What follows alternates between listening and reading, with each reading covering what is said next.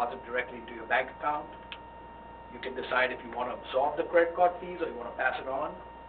And with that, we also provide the other host of services that are on that same sheet. So we provide online payments. We provide a pay-by-phone system or an IVR payments.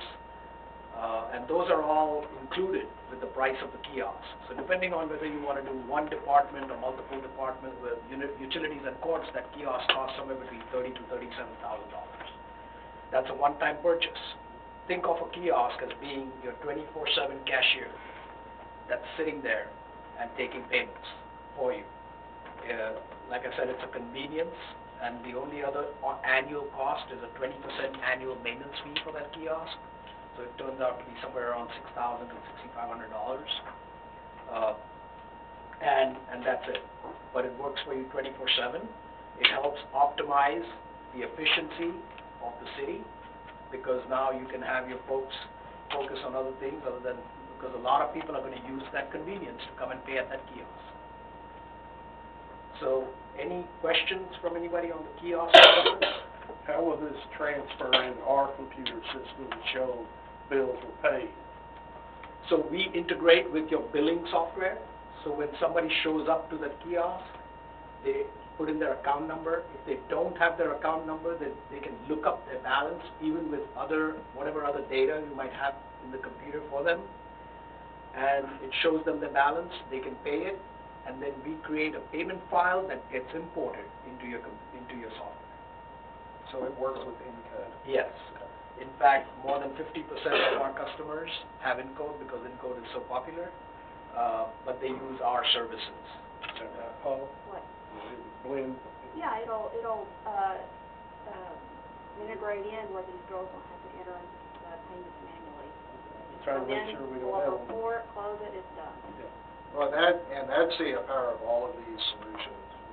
When they were created, we're a little bit different in that if our solutions don't optimize efficiencies for the city and in the long run pay for themselves, then there's no sense in doing it. We know that purse strings are getting tighter.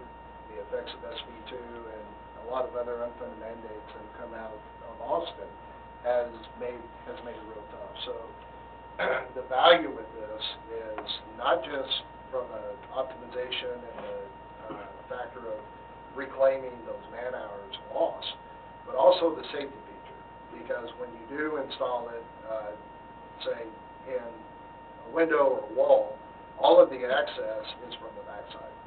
So you're not having to expose employees to certain risk if they're emptying out checks or cash or reloading that system. So the entire ecosystem is designed to promote those efficiencies to better serve. Actually, for that one-time fee, you're gaining at least the equivalent of about 1.5 full-time equivalents in people because of the 24/7, doesn't call in sick, you don't have to pay benefits, and the durability of the system.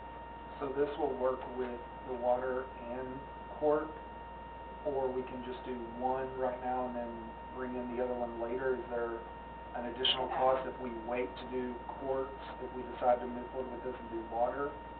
Or Yeah, you can choose whichever way you want to do it. You can do it all together. You can do one later. What's important is that with this system, also you get all of the other solutions. So some of the ones that I want to highlight is you get a text message notification system, which is absolutely no cost to y'all. It comes with the kiosk software. So anybody who comes to make a payment, first of all, whether they use the kiosk or whether they use our online payments, we encourage them to share their cell phone number and their email address. What we found is that the cell phone number is much easier for them to share because it's all numeric and it's not alpha and symbols and all that. And most people live on their cell phones nowadays.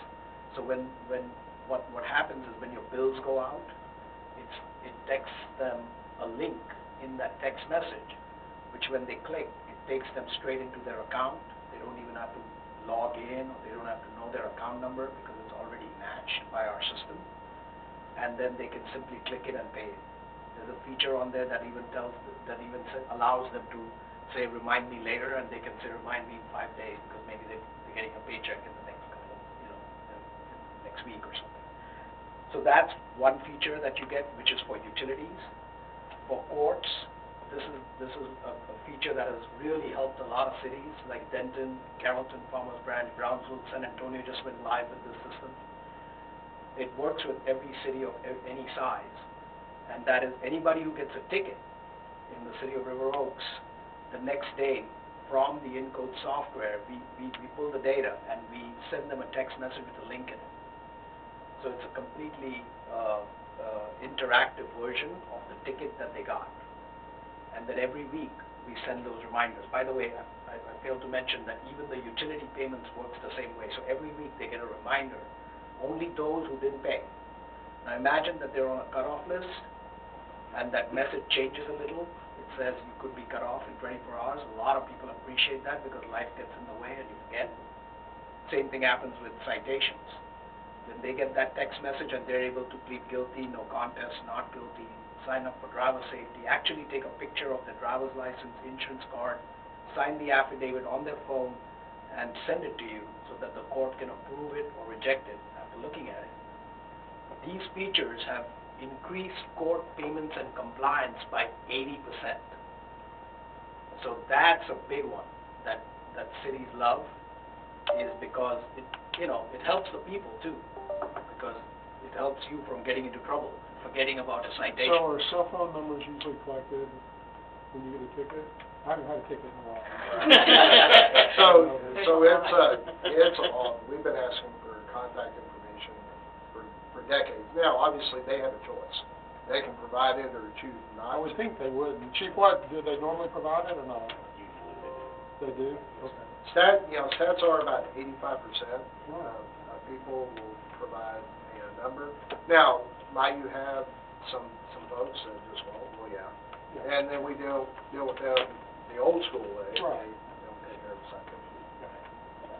So when you start the system up before it's going to send those notices out to people, is it interfaces with Encode and all of them are put in there, or do they have to actually come out and use it or to get them in? So we'll grab whatever data that you already have in the beginning to kind of, feed the system so you can start it up that way, especially for utility payments. Even courts, if you already have numbers in there. In fact, some of the cities that we worked with, they've given us their warrant list, for instance, and when we've sent out those messages, it was in Westlake, and we have a very interesting video, a testimonial from the marshal, who said over the weekend we got 3 or 4. Yeah, cleared over 30 warrants, and they didn't have to touch one of them. Yeah. Now, he created a problem in the court because his court clerk hated him because he put her phone number on the notice. So she got blown up whenever he pushed out the reminder. Yeah, we recommend you don't put the phone numbers because that link takes them to their ticket, and they can pay it. There's no reason for them to call you. Yeah. But anyway, that was a little error that they made. But so she got a whole bunch of phone calls that weekend, a lot of voicemails and stuff. But anyway, but these are the benefits of the system that we have. It sits as a layer over your Encode software, so it kind of makes them look better with all the technology that we are going to be providing. And then, of course, on the court side, and by the way, we also give you a pay-by-phone IVR system, which generally costs about $10,000 if you're going to get it. We give it to you at no cost, and it's bilingual, so a lot of people prefer to just make a phone call, and it's a dedicated number for the city, and they'll get presented with options. If you're calling for court payments, press 1. For utilities, press 2. Punch in your account number, put in your credit card number, and it'll take the payment, and it's bilingual. So really helps with those that are not very technology friendly, don't want to even use a smartphone maybe. I don't know, but that's another system that we give you. We give you credit card readers at the window if you want to, and then at no cost, so you can collect payments on that, and keep everything together sort of, so that your finance folks and your city administration is not bogged down